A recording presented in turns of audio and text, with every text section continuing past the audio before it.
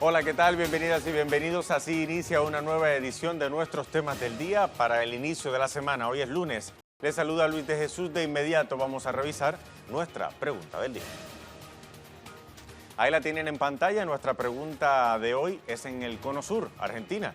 Mauricio Macri sigue desesperado por la crisis económica. El presidente tuvo que doblegarse y aplicar una de las medidas que más había criticado el kirchnerismo, la restricción a la compra de dólares. ¿Podrá Mauricio Macri contener la crisis económica antes de las elecciones en octubre? Participe en nuestra pregunta del día.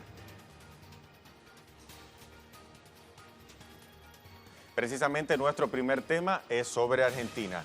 El presidente Mauricio Macri decretó este domingo un control cambiario que entró en vigor este lunes como una medida de necesidad y urgencia en medio de la crisis económica que atraviesa el país. Irónicamente, el mandatario había criticado fuertemente este cepo cambiario cuando fue aplicado por el gobierno de la entonces presidenta Cristina Fernández de Kirchner, actualmente candidata favorita a la vicepresidencia en las elecciones del 27 de octubre.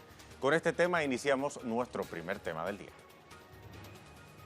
Ahora bien, la medida establece que la compra de dólares y metales preciosos requerirá la autorización del Banco Central de la República Argentina. Según el ente, las medidas serán aplicadas para mantener la estabilidad cambiaria y proteger a los ahorristas. Mientras el ministro de Hacienda, Hernán Lacunza, no descartó el surgimiento de un tipo de cambio paralelo tras el control y además aseguró que no habrá problemas si el Fondo Monetario Internacional no efectúa el próximo desembolso de 5.400 millones de dólares. Eso ha dicho Lacunza. Vamos a ampliar esta información y para ello nos vamos hasta Buenos Aires, la capital argentina, con nuestro corresponsal Edgardo Esteban. Edgardo, te saludo y de inmediato te pregunto, ¿cómo queda entonces la situación económica argentina luego de este decreto anunciado ayer por el presidente Mauricio Macri y qué pasará ahora con el crédito del FMI? Sí, te saludo, Luis. Saludamos a la audiencia de Telesur y mientras estamos hablando también está dando una conferencia de prensa el titular del Banco Central, Guido Sandelis, dando los motivos de esta medida de fuerza y cómo van a ser ahora las restricciones y también garantizando a los pequeños ahorristas que pueden extraer hasta $10.000 por mes de sus cuentas bancarias y tratando justamente de evitar que haya un desborde en las entidades financieras que hoy prolongaron por más de 2 horas sus horarios de atención para justamente tratar de calmar y de dar explicaciones y también de darle dinero a aquellos ahorristas que han ido de forma masiva a los bancos aquí en la ciudad de Buenos Aires como en toda la República Argentina. Expectativas porque desde el 11 de agosto pasado, después de las elecciones primarias que hubo en la República Argentina, se viene en caída libre la economía y todo lo que significa la gestión del gobierno de Mauricio Macri. Aún restan 55 días para las elecciones presidenciales y realmente las medidas que está tomando son de forma desesperadas en función de que está haciendo todo lo que dijo que no iba a hacer con sus políticas de libre mercado, la regulación de lo que es el movimiento de capitales, que era una cosa que estaba en contra de sus consignas y que cuestionaba justamente la gestión anterior del gobierno de Cristina Fernández de Kirchner, ha marcado uno de los hitos que ha generado en contra de sus políticas neoliberales y que realmente preocupan. Primero, una mega devaluación, 24 horas apenas, perdió las elecciones presidenciales. Después, lo que significó este default en lo que es la economía, anunciando de que se va a renegociar la deuda, particularmente con el Fondo Monetario Internacional, el cepo cambiario, como este anuncio, y lo que es esa devaluación realmente que está teniendo la economía argentina a partir de lo que es lo cotidiano. Las familias hoy en muchas partes del país no llegan a fin de mes, hay hambre en la República Argentina, no compran dólares porque el dinero no les alcanza y de esa estructura, el gobierno de Mauricio Macri no ha dado ningún tipo de salida y solución más allá de sacar el IVA en algunos de los productos, la canasta básica familiar, pero que no dan soluciones a las situaciones alarmantes y preocupantes que se viven y que se ven en las manifestaciones en la calle en el día de hoy. Con relación al Fondo Monetario Internacional, hay expectativas porque el fondo tendría que dar 5.400 millones de dólares en los próximos días como parte de este crédito por 57.000 millones de dólares que tiene la República Argentina y se estaba aguardando con mucha expectativa. La oposición sugirió que se renegociara también esa posibilidad y que se evitara esta llegada. Aparentemente, por la presión de países europeos, ya se está negando justamente esta alternativa, aguardando con expectativa qué pasa en las elecciones del 27 de octubre próximo y quién asume como presidente, como lo indican todas las estadísticas y lo que significaron las primarias, puede ser seguramente Alberto Fernández. Si esa perspectiva se prefiere renegociar esta deuda con el gobierno que viene y no con este gobierno que se va de una forma preocupante, triste y lamentable de lo que significan las políticas neoliberales. La tercera experiencia que tiene la República Argentina y la tercera vez que se fracasa rotundamente en esta propuesta de tener un sector de privilegio en el mercado financiero, porque finalmente todas las divisas que llegaron desde el exterior han sido llevadas a los bancos y no se ha dado ningún tipo de salida a los sectores vulnerables de la República Argentina. Expectativa con lo que van a pasar en los próximos días, pero realmente el presidente Mauricio Macri ha faltado a las citas que tenía previstas en el día de hoy, está manteniendo reuniones permanentes en la Casa de Gobierno, tratando de buscar alguna salida, pero realmente el poder político lo va perdiendo de a poco a partir del fracaso económico que está teniendo sus políticas neoliberales en la República Argentina. Bueno, una situación complicada, un panorama complicado políticamente y económicamente, y todo parece indicar que tiene una muy ardua labor Mauricio Macri de cara a las elecciones de octubre, si es que espera lograr un resultado favorable, que no parece que vaya a ser así. Edgardo Esteban, muchísimas gracias por ese informe. Hasta la próxima. Bien, ahora sobre este tema, tras la implementación del cepo cambiario, el ministro de Hacienda, Hernán Lacunza, expresó lo siguiente. Vamos a ver. Estoy bien sereno, tranquilo y convencido de lo que estamos haciendo, de que lo que estamos haciendo es lo mejor que podemos hacer para el cuidado de los argentinos. Sabemos que son medidas incómodas, que no son las que deseábamos en la Argentina que queremos, pero son medidas necesarias para evitar males mayores, para que no aumente la pobreza. Estoy tranquilo y respaldado por el presidente y por todo el equipo y confortable en una situación tensa desde los mercados. Dice Lacunza que estas medidas son para que no aumente la pobreza. Habría que preguntarle al argentino de a pie, como decimos. Necesario revisar las claves de este cepo cambiario que estará en vigencia hasta el próximo 31 de diciembre de este año 2019. Vamos a ver. Las personas podrán comprar hasta $10.000 mensuales para atesoramiento. Cualquier operación que supere esos montos, como la compraventa de un inmueble, requerirá la autorización del Banco Central. Estas medidas no contemplan ningún tipo de restricción para la extracción de dólares y pesos de las cuentas bancarias. Se extiende horario bancario de 10 a 17 horas durante septiembre. La medida será evaluada e implementada a discreción por cada entidad financiera. El Banco Central de Argentina controlará la compra de dólares de grandes empresas. La remisión de las ganancias a las casas matrices quedará sujeta al visto bueno del Banco Central. Las empresas ya no podrán enviar utilidades y dividendos de manera automática, sino que deberán contar con la conformidad previa de la autoridad monetaria. El gobierno decidió establecer plazos para la liquidación de los dólares de las exportaciones. Y por último, opciones para las empresas atrapadas por la reestructuración unilateral de letras de corto plazo. En lugar de cobrar el 15% de sus acreencias al vencimiento, las empresas podrán utilizar para cancelar deudas provisionales vencidas. En otras palabras, usar deuda defaulteada y recortada para pagar deudas atrasadas con el sistema de la seguridad social. Ahora bien, ¿qué dicen los argentinos? Vamos a revisar reacciones en Twitter, de argentinos que han rechazado el control cambiario en medio de esta crisis económica. Vamos a revisar algunas de esas reacciones. Ahí tienen en pantalla el primero de ellos, es Gustavo Escarlato, dice: Argentina debe el 63% de todo lo que le deben en todo el mundo al FMI. Argentina, con un gobierno planero, debe más que el resto del mundo al FMI, un gobierno que vive pidiendo plata, no saben hacer ninguna otra cosa y toda esa plata ya se fugó, utiliza las etiquetas el cepo de Macri y Macri sin control. También dice Visión 360 lo siguiente. Vamos a revisar. Macri se entregó al dólar, se sumergió en la economía dólar, se entregó al FMI y se entregó a Washington. Hoy Argentina tiene la peor crisis económica de su historia. Su economía no está al servicio de los argentinos, sino de la deuda y el déficit de Estados Unidos. Mientras tanto, Freddy Galueta Borda publica lo siguiente. Con el control cambiario se agudizará la crisis en Argentina. Lo que Mauricio Macri debería hacer es impulsar un marco jurídico legal para fortalecer la inversión en divisas extranjeras, de manera que se continúe fortaleciendo el aparato productivo en Argentina.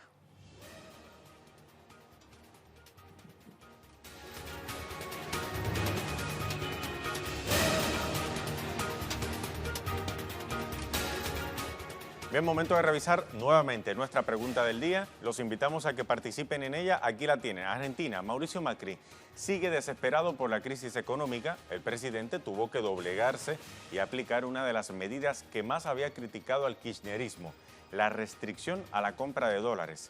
¿Podrá Macri contener la crisis económica antes de las elecciones en el mes de octubre? Participa en nuestra pregunta del día.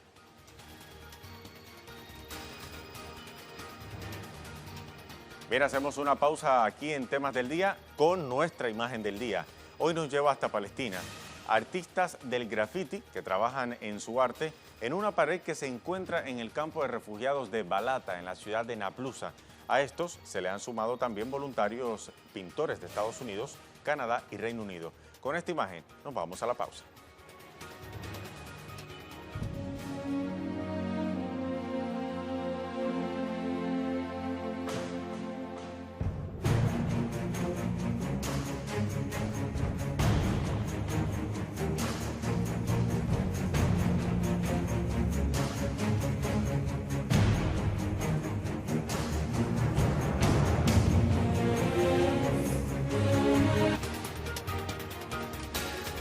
Ya estamos de vuelta en nuestra edición de Temas del Día. Nos vamos a la Amazonía. Lamentablemente la selva amazónica continúa en llamas. El vital ecosistema sufrió, para que tenga una idea, en el mes de agosto 30.901 incendios según el Instituto Nacional de Investigación Espacial. La entidad detalló que el número representa un incremento de 196% en relación al año anterior, la cifra más alta desde el año 2010, cuando se contabilizaron entonces más de 45.000 incendios. Más de nuestro segundo tema del día. Científicos atribuyen la expansión de los incendios a la tala de árboles que tienen el objetivo de condenar las tierras al agronegocio, la ganadería o la minería.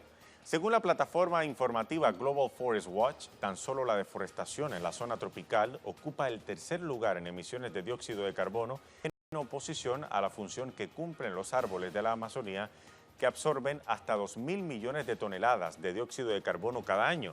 La información se da a conocer en medio de las protestas internacionales que condenan el aumento de los incendios por las políticas ambientales de Jair Bolsonaro y que favorecen el desarrollo económico en detrimento de la conservación de la selva. Dentro de todo esto hay ciertas noticias positivas, y es que en la Amazonía boliviana los incendios se han reducido. Vamos ahora hasta La Paz con nuestro corresponsal Freddy Morales para ampliar esta información. Freddy, cuéntanos cómo avanzan las labores de mitigación de incendios y de esta noticia positiva que se da dentro de todos estos más de 20 días que lleva la Amazonía en fuego. Hola Luis, saludos desde La Paz. Efectivamente, los últimos informes, el ministro de la Presidencia, Juan Ramón Quintana, ha señalado que todos los focos de calor o fuegos o incendios que se están produciendo en la zona de la Chiquitanía, en la zona del departamento de Santa Cruz, están bajo control. Esta mañana preocupaban 3 frentes que se habían abierto en 3 provincias del departamento. Como informamos, según el ministro de Defensa, Javier Zabaleta, son estos 3 frentes, cada uno de 10 kilómetros de extensión, lo que está provocando obviamente preocupación entre todas las personas encargadas de extinguir el fuego. Sin embargo, esta tarde se informó que uno de esos 3 frentes ya también está bajo control, y de continuar esta situación, mañana se iniciará con los otros 2 frentes que preocuparon este fin de semana. Entre tanto, el presidente Evo Morales tuvo una reunión en la ciudad de Santa Cruz con 16 expertos internacionales de la CAF, del BID, de las Naciones Unidas, de Inglaterra y de Estados Unidos.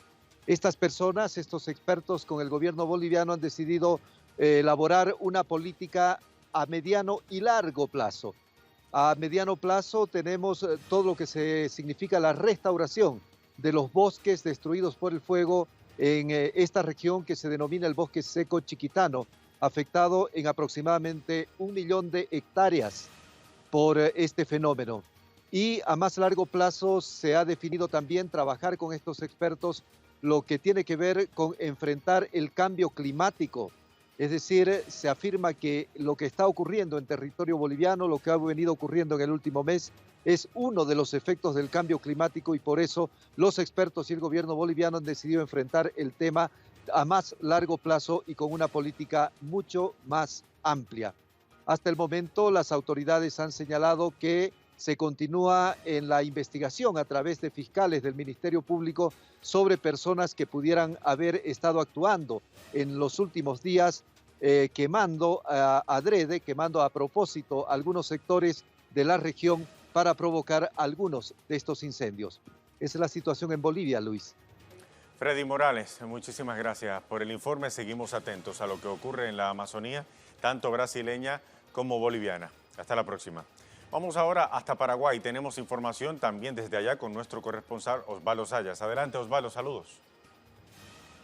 Un saludo desde Asunción. Los incendios forestales en la zona del Chaco y del Pantanal se han controlado según informes de la Secretaría de Emergencia Nacional. Fueron semanas de trabajos intensos por parte de bomberos voluntarios y de efectivos militares para controlar las llamas que, según el Ministerio Público y efectivos de bomberos voluntarios, fueron en gran medida provocadas intencionalmente por establecimientos ganaderos.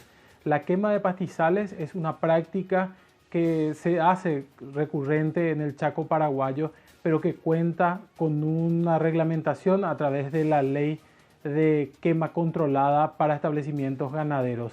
La misma, sin embargo, no se cumple o no existen mecanismos institucionales para la prevención de estas quemas, lo que ha dejado como saldo más de 61.000 hectáreas de bosques quemados, según informes preliminares del Instituto Forestal Nacional y de otros organismos encargados en la materia como el Ministerio del Ambiente y Desarrollo Sustentable.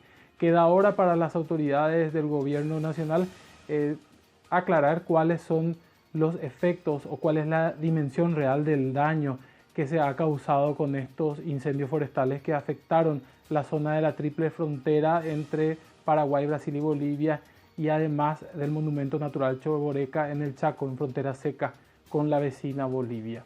Esta es la información que tenemos por ahora desde aquí. Volvemos con ustedes a estudios. Osvaldo Sayas desde Paraguay con el reporte. Mientras tanto, vamos a ver el panorama de las acciones que se han estado llevando a cabo con los incendios de la Amazonía para mitigar y ver lo que ha sucedido en los últimos días. Revisamos, en Brasil continúan los incendios pese al decreto que prohíbe la quema. Mientras tanto, el Congreso mantiene paralizados los proyectos de ley para la preservación de la Amazonía y el combate forestal ilegal, tales como la cárcel para responsables de deforestación, multas a quienes quemen las tierras indígenas, un presupuesto para programas de conservación de la selva amazónica. En Bolivia, mientras tanto, se registran nuevos focos de incendios que continúan combatiendo. El presidente Evo Morales se reunió con organizaciones internacionales y expertos en desastres naturales. El presidente también expresó que existe una necesidad de trabajar en la prevención de incendios, así como la adquisición de equipo para combatir el fuego, además de capacitar a comuneros. Mientras en Paraguay, la Secretaría de Emergencia Nacional informó que se ha logrado sofocar los incendios. Los aviones seguirán operando para la operación de enfriamiento y además quedan unos 3 focos de quema controlada. Pero no todos son noticias positivas. Si regresamos a Brasil, allí indígenas denuncian la negligencia del gobierno para detener la devastación de los incendios en la Amazonía. Es triste, el bosque está en llamas al azar. Esto es el resultado de una falta de supervisión, falta de compromiso del gobierno. El gobierno dice que las ONG están causando el incendio. Eso no es cierto. La prueba está aquí. Los animales están muriendo y muchas cosas están muriendo. El bosque es el pulmón del aire que respiramos.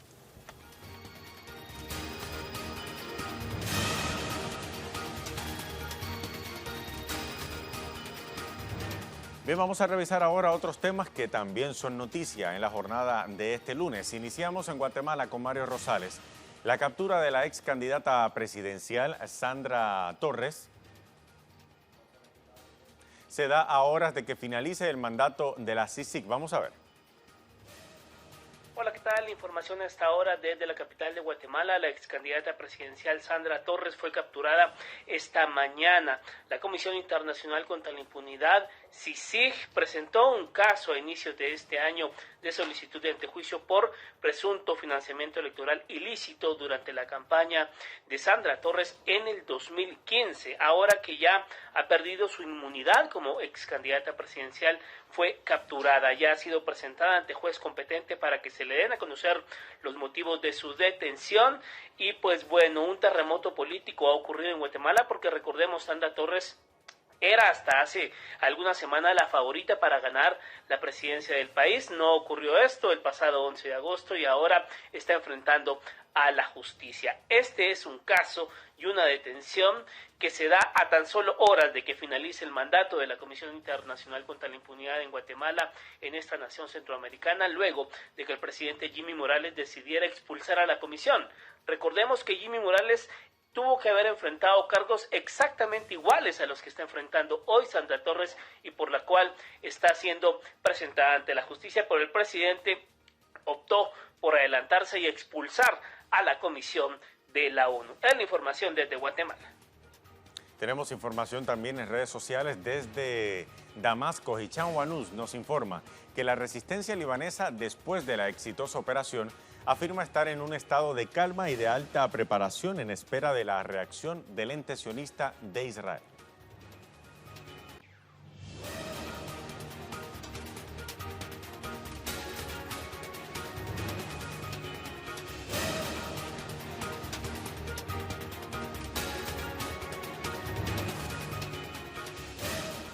Bien, nuestro tema en desarrollo para hoy nos lleva a la costa sureste de Estados Unidos. El presidente Donald Trump declaró en estado de emergencia los estados de Georgia, Carolina del Norte y Carolina del Sur, debido a la cercanía del huracán Dorian, el fenómeno meteorológico, luego de que disminuyera su categoría a 4 en la escala internacional Saffir-Simpson.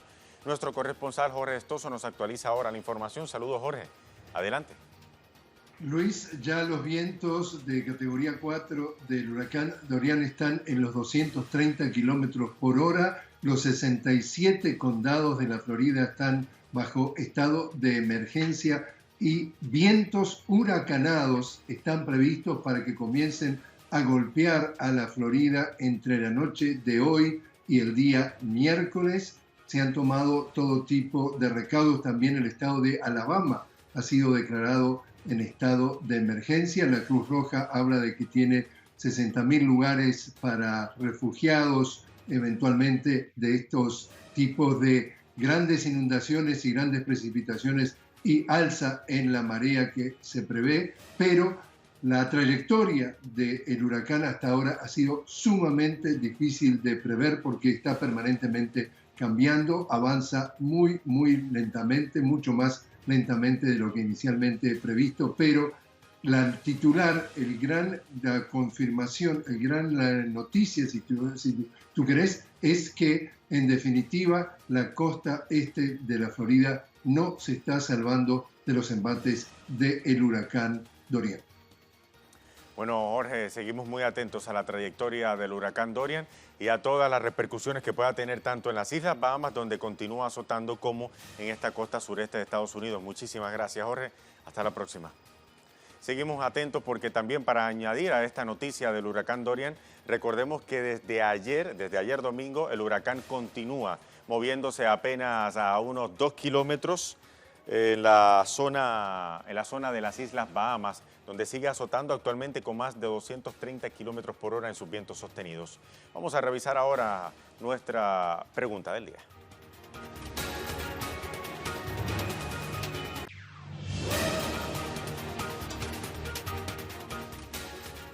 Revisamos nuestra pregunta del día una vez más. Al inicio le preguntábamos, desde Argentina, Mauricio Macri sigue desesperado por la crisis económica. El presidente tuvo que doblegarse y aplicar una de las medidas que más criticó al kirchnerismo, la restricción a la compra de dólares. La pregunta entonces, ¿podrá Macri contener la crisis económica antes de las elecciones en octubre? Vamos a revisar algunas de las respuestas de nuestros seguidores. Ahí tienen una de ellas. Guillermo Lescano dice lo siguiente: por un tiempo podrá, por siempre no. Mauricio Macri está reinvolucrado en la fuga de divisas de Estados Unidos. No creo que dure mucho Mauricio Macri en el Poder Ejecutivo Nacional argentino, dice Guillermo Lescano. También nuestra compañera de labores, Marcela Heredia, nos responde a nuestra pregunta del día. Dice, respuesta, no podrá. Ayer hubo, previo al anuncio del cepo, gritos con un yo renuncio. La oposición no quiere convite en el colapso del banquete.